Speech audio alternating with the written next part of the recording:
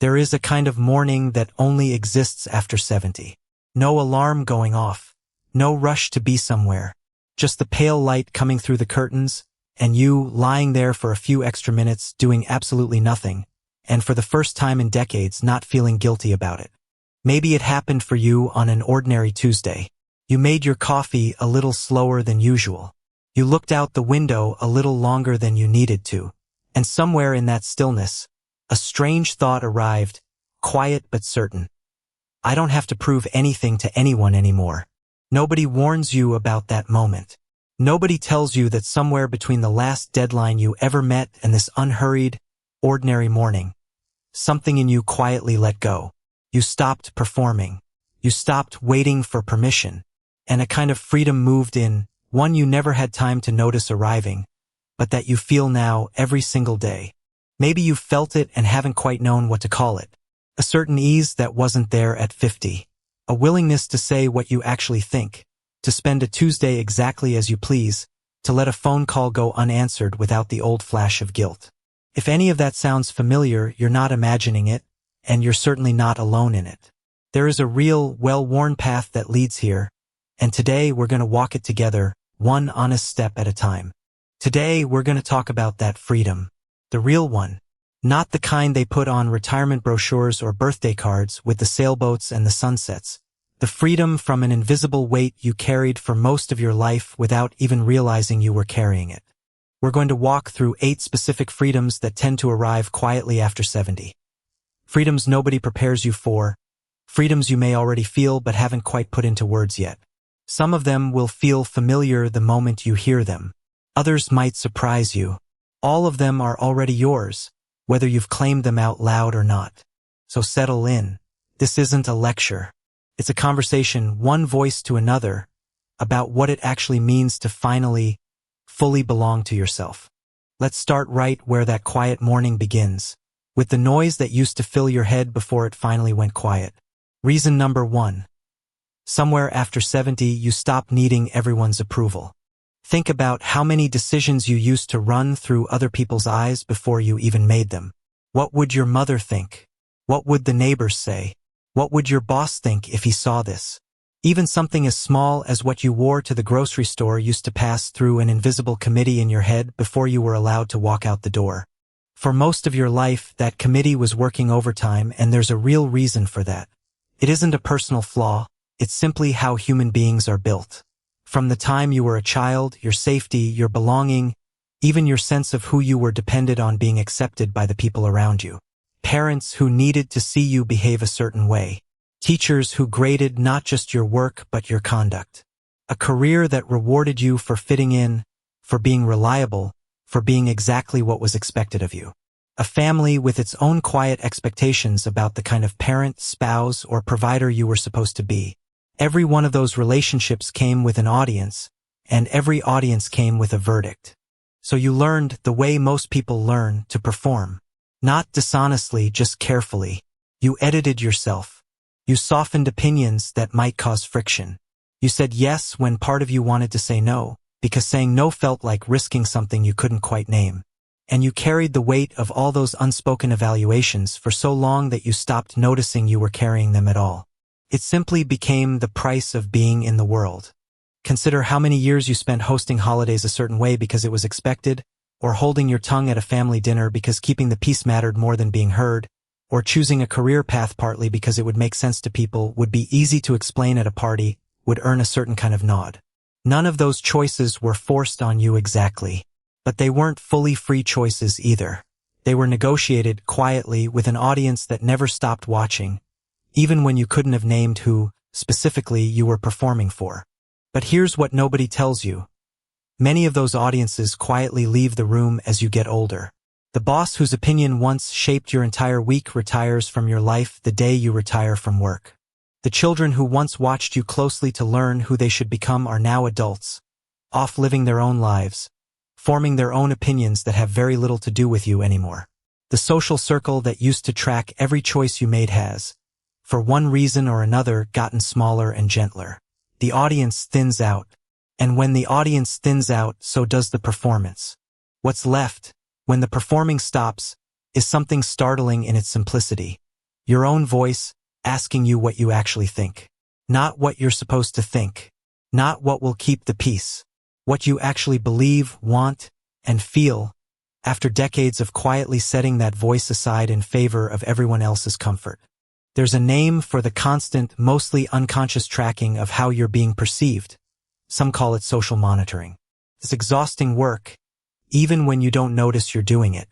And when it finally eases, whether because of age, retirement, or simply the wisdom that comes from having lived long enough to see how little most people's opinions actually mattered in the end, something in you exhales. You're not being watched the way you once were. And it turns out you don't miss it nearly as much as you thought you would. Think about how differently you move through a room now compared to 30 years ago. You might order dessert first just because you want it. You might wear the bright color you always secretly loved but thought was too much for someone your age. You might say what you actually think at dinner on a subject you would have quietly avoided decades ago to keep the table pleasant. None of that is defiance. It's simply what happens when the invisible committee finally stops meeting. And here's the part that tends to surprise people most. The fear of disapproval was almost always louder than the disapproval itself ever actually was. Most people were never watching nearly as closely as you assumed. You spent years rehearsing for an audience that had already stopped paying attention long before you noticed. That's not indifference. That's peace. You didn't stop caring about people. You stopped needing their permission to be yourself. And if you've noticed that lately, a certain ease in saying what you mean, wearing what you like, spending your Tuesday exactly how you want to spend it, that's not you becoming careless in your old age. That's you finally becoming free. There is a particular kind of lightness that comes with this freedom. One that's hard to describe to anyone who hasn't felt it yet. It's the lightness of a mind no longer running two conversations at once.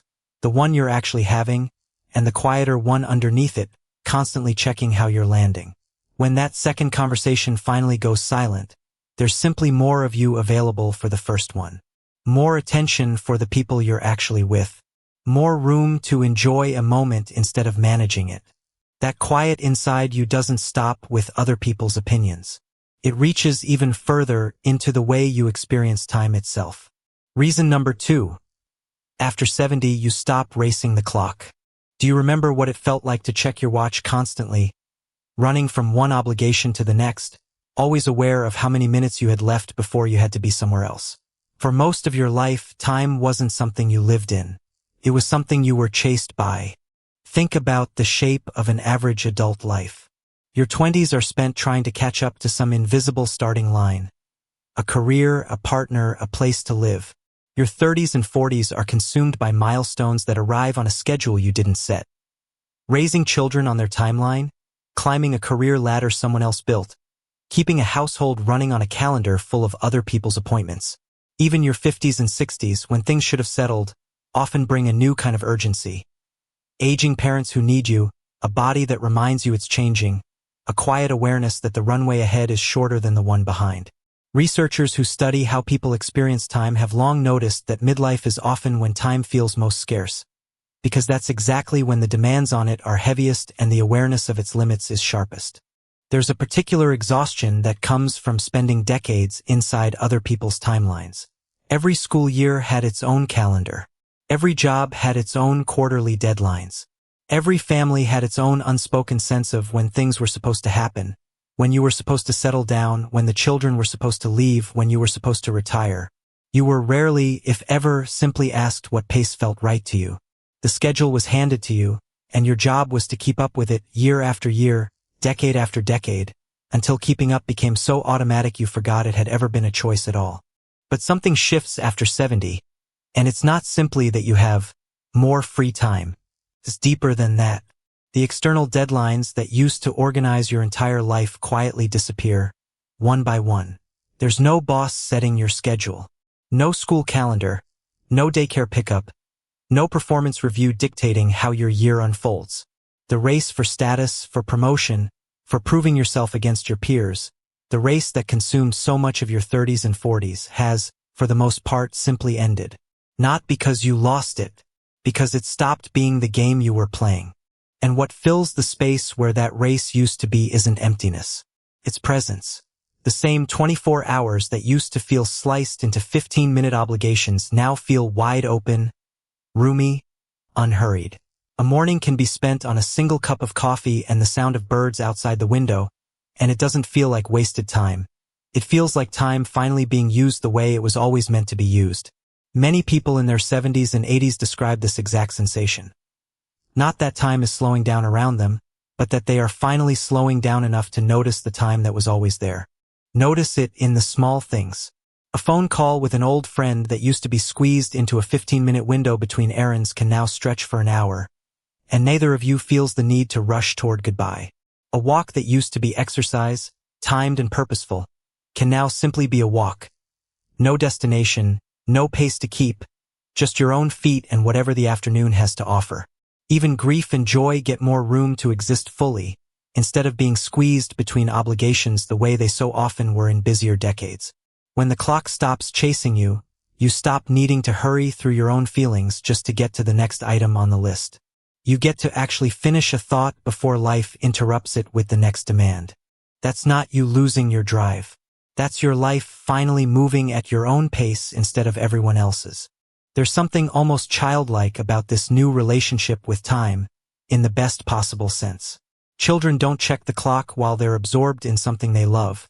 They simply exist inside the moment until it naturally ends. Somewhere in adulthood, most people lose that ability entirely, trading it for calendars and alarms, and the constant low hum of what's next. Getting it back, even decades later, isn't a step backward. It's a kind of homecoming, back to the only way of experiencing time that ever actually felt natural to begin with. You spent so many decades being pulled forward by other people's clocks that you forgot what it felt like to simply be inside a moment without needing to leave it for the next one. Now you know. And once you know that feeling, you don't want to trade it back. That new relationship with time changes something else too, the way you measure your life against other people's. Reason number 3. After 70, you stop comparing your timeline to anyone else's. Have you ever caught yourself, even now, doing that quiet math, comparing where your life landed against where a sibling's did, or an old classmate's, or someone from the neighborhood who seemed to have it all figured out decades before you did? That habit runs deep, and it doesn't disappear just because the years have piled up. For most of your adult life, comparison wasn't optional. It was baked into nearly everything around you. School graded you against a curve. Careers measured you against colleagues climbing the same ladder. Even family gatherings had a way of turning into quiet scoreboards. Who married first, whose children achieved the most, whose house was bigger, whose retirement came with more security. You didn't choose to compare yourself constantly. You were placed inside systems built entirely on comparison, from the first report card to the last performance review, and your brain simply learned to keep running the numbers, even in the moments no one was actually watching. That habit is exhausting for a very specific reason. Comparison requires a shared finish line, and for most of your life there genuinely was one, a mostly agreed upon idea of what on track looked like at 25, at 40, at 60. But after 70, something remarkable happens to that finish line. It dissolves. There is no longer a widely shared script for what your life is supposed to look like at this age, no universal checklist you're being measured against. Some of your peers are still working. Some have been retired for 20 years. Some have grandchildren nearby, others don't. Some travel constantly, others have found their whole world in a garden and a porch. There is no on track anymore, because the track itself has quietly disappeared. This is a genuinely rare kind of freedom, one that almost no other stage of life offers. A 25-year-old is still measured against classmates. A 40-year-old is still measured against colleagues. But by the time you've reached this chapter, the sheer diversity of how people's lives have unfolded around you makes any single measuring stick almost meaningless. You've watched enough different paths turn out fine, messy, unconventional, delayed, rerouted, and still fine, to finally trust that your own path, whatever shape it took, didn't need to look like anyone else's in order to have been worth living. And once the track disappears, comparison loses its power. You can't measure yourself against a line that no longer exists. What replaces it for many people is something they didn't expect. A sense of arriving fully at their own particular life, not a version of someone else's, not a delayed or rushed version of a shared timeline, but simply theirs exactly as it is. The relief in that is hard to overstate. Decades of quietly wondering if you were behind, or if you should have done things differently, or sooner or better, finally has nowhere left to attach itself. Think about the last family gathering you attended, or the last time you ran into someone from decades ago. Did you notice how much less it stung, hearing about someone else's grandchildren, someone else's travels, someone else's bigger house? A younger version of you might have quietly measured your life against that news for days afterward. Now, more often than not, you can simply be glad for them, and then return to your own life without needing it to measure up to anything. That shift isn't luck. It's the natural result of finally understanding, in your bones rather than just your head, that two lives were never actually running the same race to begin with. They only looked that way from a distance, back when you were young enough to believe there was one path everyone was supposed to walk. That's not resignation. That's arrival. You are not behind. You were never behind. There was no race even when it felt like one, and now, finally, you're close enough to the truth of your own life to see that clearly. It's worth sitting with how strange that realization actually is. For decades, the comparison felt so real, so urgent, that questioning whether the race existed at all would have seemed almost naive. And yet here you are, having lived long enough to watch the entire premise quietly dissolve. The people you once measured yourself against are, in the end, just people living their own particular lives, no more ahead or behind than you ever were. The scoreboard was never real. It just took most of a lifetime to see the empty space where it used to hang. Let's stay close to that truth for a moment, because it leads somewhere many people don't expect to go. Reason number 4. After 70, you stop pretending you're fine when you're not. You know that reflex, someone asks how you're doing, and before you've even had a chance to actually check in with yourself, the answer is already out of your mouth. Fine. Can't complain. Oh, same as always. How many times in your life have you said that when it wasn't quite true? That reflex was built for a reason, and it wasn't weakness, it was survival in a social sense. For most of your life, admitting you weren't fine came with consequences. At work, it could look like weakness or unreliability. As a parent, it could worry your children or make them feel they had to take care of you before they were ready to. As a spouse, it could shift the balance of a relationship that depended on you holding steady. As a friend, in a culture that often treats sadness as something to be fixed quickly or avoided altogether, honesty about struggle could make people uncomfortable enough to pull away. So you learn to manage your face, to answer fine, and mean it just enough to get through the conversation. That kind of management takes a toll most people never fully account for. Every time you said fine instead of the truth, you weren't just protecting someone else's comfort. You were quietly teaching yourself that your real feelings were an inconvenience, something to tuck away rather than something worth voicing. Decades of that habit doesn't just shape how you speak to others. It shapes how honestly you're able to speak to yourself, late at night, when there's no one left to perform for but you. But something changes with age, and it's worth naming plainly.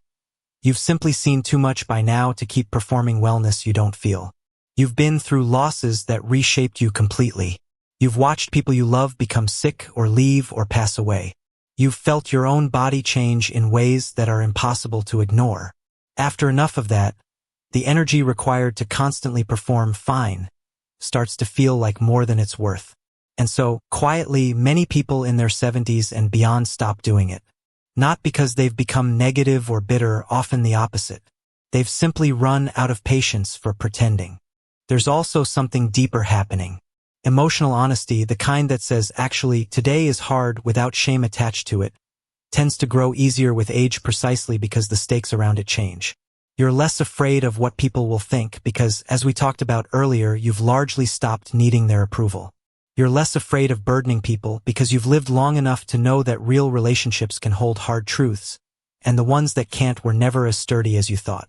Honesty stops feeling like a risk and starts feeling like relief. There's a particular kind of courage in this that rarely gets talked about. Saying, "I'm struggling today" out loud, after decades of automatic reassurance, is not a small thing. It's the accumulated result of every hard year that taught you struggle doesn't make you less capable, less strong, or less worthy of care. You've likely watched enough people around you finally admit their own struggles, late in life, and noticed that nothing terrible happened. The world didn't stop needing them. The people who mattered didn't love them any less. If anything, the honesty drew people closer because it gave them permission to be honest too. That's often the quiet gift hidden inside your own truth-telling. It teaches everyone around you that it's safe to stop performing as well. That's not you becoming difficult. That's you finally becoming honest. If you've noticed yourself answering, "How are you?" a little more truthfully lately, even just with a pause before the automatic reply, that's not a decline in your resilience. That's decades of quiet strength finally being spent on truth instead of performance. And there's a quiet dignity in that pause, if you notice it. It means you're no longer answering from habit alone. You're actually checking in with yourself first, weighing the question honestly before you speak. That small act, repeated enough times, changes your relationship with your own feelings entirely. You stop being someone who simply manages emotions for other people's comfort, and start being someone who honors them, plainly, as they come.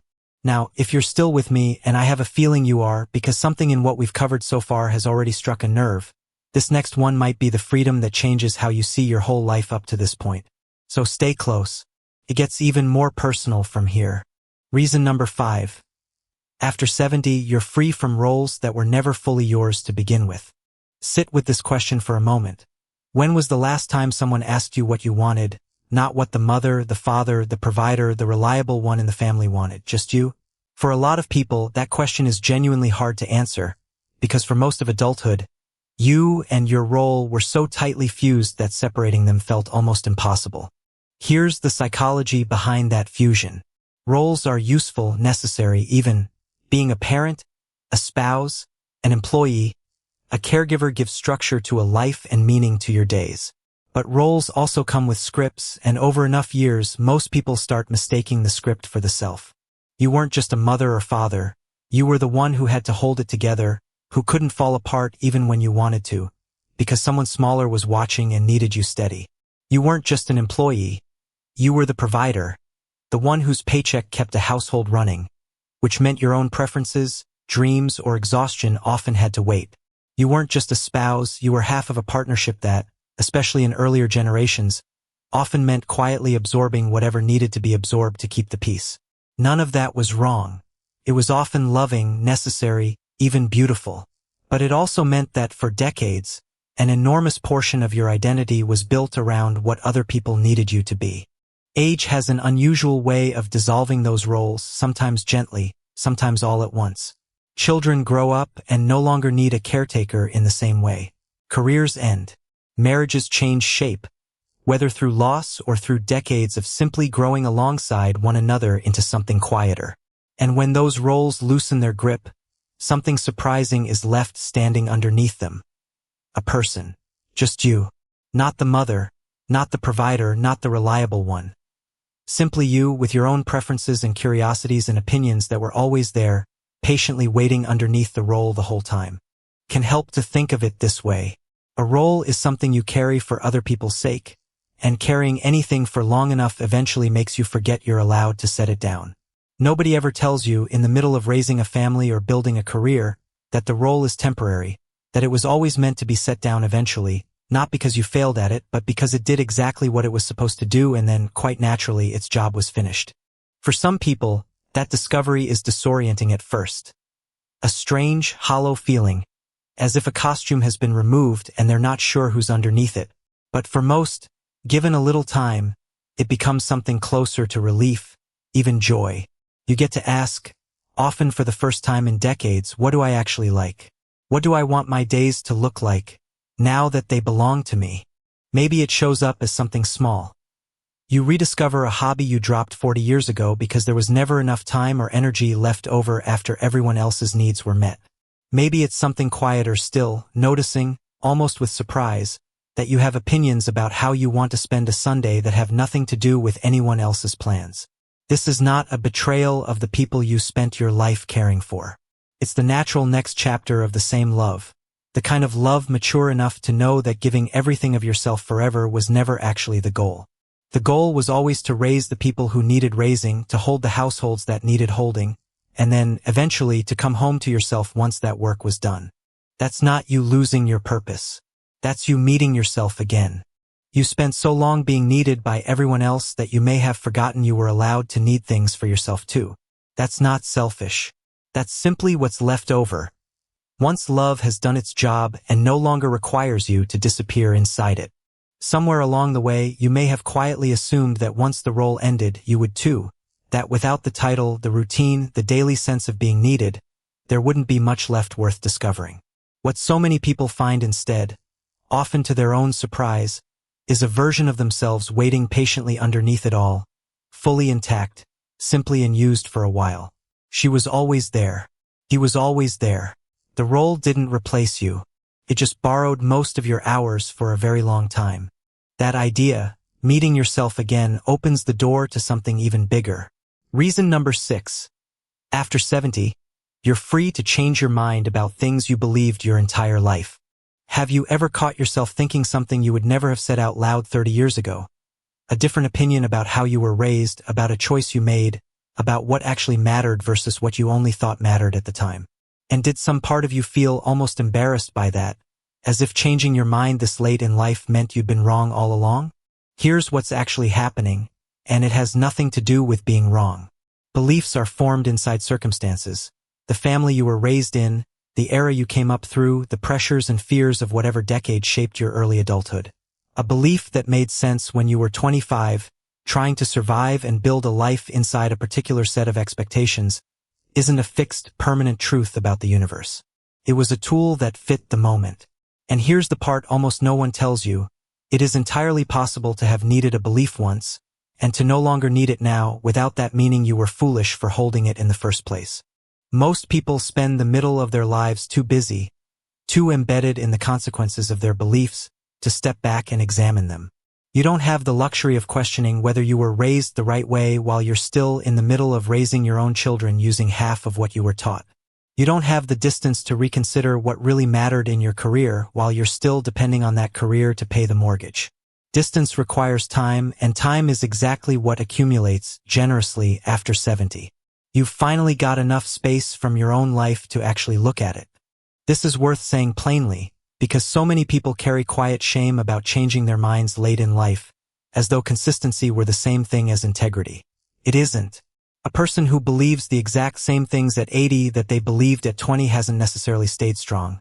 They may simply have stopped looking. Changing your mind at this stage, in light of everything you've since lived through, isn't inconsistency. It's evidence that you were paying attention the whole way through. And what a lot of people find when they finally get that distance is startling freedom rather than regret. You're allowed to think now that a relationship you once excused wasn't actually excusable. You're allowed to believe that the version of success you chased for decades wasn't really the thing you needed. You're allowed to soften toward people you once judged harshly, or, just as validly, to stop excusing people you spent too long forgiving. None of that erases the life you lived believing differently. It simply means you're still growing, which, if you think about it, is one of the most extraordinary things a human mind can do at any age, let alone this one. Consider how many things you were once completely certain about discipline, about ambition, about what a successful life required, about who deserved forgiveness and who didn't. Certainty felt necessary back then, because you were building a life in real time and needed something solid to stand on while you built it. But certainty and truth were never quite the same thing, and now that the building is largely finished, you're free to go back and quietly examine the foundation without fear of the whole structure collapsing. That's not instability. It's the rare privilege of a mind with enough life behind it to finally tell the difference between what it needed to believe and what was actually true all along. There's an old truth, said by the writer George Eliot, that captures this better than almost anything else. It's never too late to be what you might have been. That's not confusion. That's growth that never stopped. You are not required to have finished becoming yourself decades ago. Nobody finishes. And every belief you're reconsidering right now isn't proof that your younger self got it wrong. It's proof that the person you are today is still awake, still paying attention, still willing to learn. That's not a small thing. That might be one of the rarest things a person can carry into their 80s. That willingness to keep growing changes how you look at the people around you too, especially the ones who've been taking more than they've been giving. Reason number 7. After 70, you're free to let go of relationships that only ever asked and never gave. Think of someone in your life, past or present, who left you feeling a little smaller every time you spent time with them. Not through anything dramatic, just a slow, familiar drain. Maybe you kept that relationship going for years out of obligation or habit, or a quiet fear of what it would mean about you if you finally stepped back. Did you ever stop to ask why you stayed so long? For most of your life, walking away from a difficult relationship carried enormous social cost. Families are built on unspoken rules about who you're allowed to distance yourself from. Communities remember who stopped showing up to things. Careers depend on maintaining connections even with people who exhaust you. And there's a particular kind of guilt, especially strong in people raised to value loyalty and endurance above almost everything, that treats walking away from any relationship, even a draining, one-sided one, as a personal failure rather than a reasonable boundary.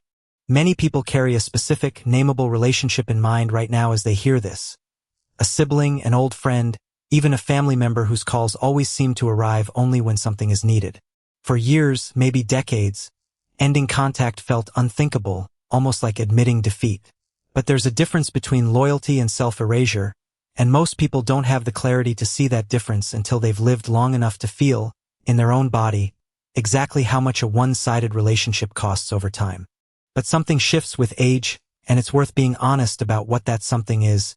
You simply have less time left to spend on relationships that cost more than they give. That's not cynicism. That's clarity. When you were 30, a difficult friendship might have felt like something to endure for the sake of the next 40 years you assumed you had together to work it out. At this stage of life, the math is different, and most people know it, even if they don't say it out loud. Every afternoon spent with someone who leaves you depleted is an afternoon you didn't spend with someone, or something, that fills you back up. There's also a quieter kind of confidence that tends to arrive with age. The sense that you no longer need to keep every relationship alive out of fear that letting one go says something terrible about you. You've lived long enough now to know that not every connection is meant to last a lifetime, and that releasing one, even a long one, is not betrayal. Sometimes it's simply honesty, arriving later than you wish it had, but arriving all the same. Think of it this way: you likely spent years being the one who kept showing up, kept calling, kept smoothing things over so the relationship wouldn't fall apart, even when it was already costing you more than it gave back. That effort came from somewhere good: loyalty, love, a genuine hope that things would eventually balance out. But hope isn't the same as evidence, and after enough years, most people quietly notice which relationships were only ever going to take, no matter how much patience was offered. Letting go of those isn't giving up on people. It's finally admitting that some doors were never going to open, no matter how gently or how long you kept knocking. That's not coldness. That's finally protecting your peace. You don't owe anyone decades of your remaining time simply because they've had decades of it already. The relationships that deserve your afternoons now are the ones that give something back: warmth, ease, genuine care. And you are allowed, fully allowed, to want exactly that for whatever time is left. This isn't about cutting people off in anger or drawing hard lines out of spite. Often it's much quieter than that. Simply calling less, visiting less, letting a relationship settle into whatever smaller shape feels honest, rather than forcing it to stay the size it used to be. You've earned the right to spend your remaining afternoons with people who make you feel more like yourself, not less. That's not a small right. For many people, it's one of the last ones they finally learn to use. Which brings us to the last freedom, the one that quietly holds all the others together. Reason number 8. After 70, you're free to simply be present, without performing, without proving anything, without playing a role for anyone, including yourself. Picture an ordinary afternoon. Nothing scheduled. No one to please. Just you, in a chair, in the light, with nowhere else you're supposed to be and no one keeping score of how you spend it. How does that feel to imagine? For a lot of people, the honest answer, when they first picture it, is uncomfortable, because presence without purpose was never something they were taught to value. Almost everything about the earlier decades of life trains a person toward productivity, achievement, usefulness. You were praised for what you accomplished, not simply for existing. You were valued for what you provided, not simply for who you were underneath all that providing. So the idea of an afternoon with no goal, no task, no role to perform can feel, at first, almost like failure, as though you should be doing something with the time, rather than simply being inside it. That discomfort tends to fade with practice, the same way any unfamiliar skill does. The first few weeks of true unstructured time can feel strange, even restless, because you've spent so many decades being useful that stillness itself can feel foreign, almost like a language you used to speak fluently as a child and have since forgotten. But give it time, and something in you remembers. Presence was never actually foreign. It was simply buried under everything you had to do, for as long as you can remember. But here is what all 7 of the freedoms we've talked about today have been quietly building toward. Once you've stopped needing approval, once you've stopped racing the clock, once you've stopped comparing your timeline, once you've stopped pretending, once the old roles have loosened, once you've allowed yourself to change your mind, once you've released the relationships that only ever took, what's left isn't emptiness. It's presence. Pure, uncomplicated presence, maybe for the first time since you were a small child who didn't yet know that being was supposed to require doing. Notice how different this presence feels from rest. Rest, for most of your life, was something you earned after doing enough, a brief pause before the next demand arrived. This is something else entirely. Not a pause between obligations, but a state with nothing on either side of it, nothing waiting to interrupt it. You can watch the light change across a room for 20 minutes and call that a full use of an afternoon. You can sit with a grandchild, or a cup of tea, or simply your own thoughts, and let it be enough, without a voice in the back of your mind tallying up what you should be doing instead. That voice, the one that measured your worth by your usefulness for so many decades, has finally gone quiet. And in its place is something far simpler and far rarer. The plain, unhurried experience of being alive on an ordinary afternoon, with nowhere else you need to be. That's the freedom nobody warns you about. Not freedom from your life, but freedom into it. Fully, finally, without an audience, without a role, without a clock chasing you towards some finish line that was never really there. Just you, in this chair, in this light, on this ordinary Tuesday that turns out to be extraordinary simply because you're finally, completely allowed to be in it. There's nothing left to prepare for, nothing left to rehearse. The performance is over, and it turns out what's underneath it was worth waiting for all along. A person, fully here, fully yours, with nothing left to prove and nowhere left to rush toward.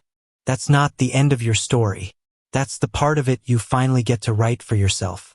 So think back to that quiet morning we started with, the one with the pale light through the curtains, the coffee made a little slower than usual, the thought that arrived without warning. I don't have to prove anything to anyone anymore. That morning wasn't an accident.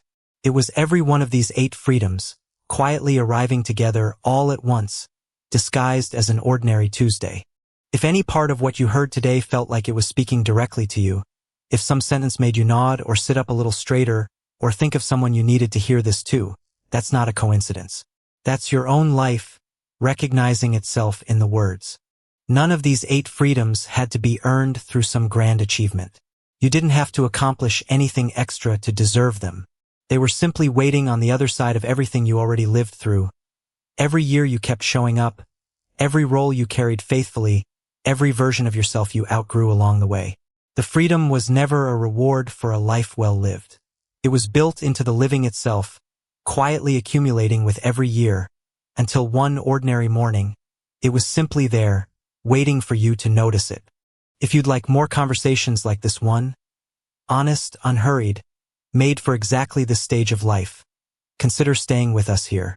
Subscribe if it felt like it belonged to you, not because a video is asking you to, but because you'd like more mornings like the one we just described. There's no rush. There never is anymore. We'll be here whenever you're ready to sit with us again.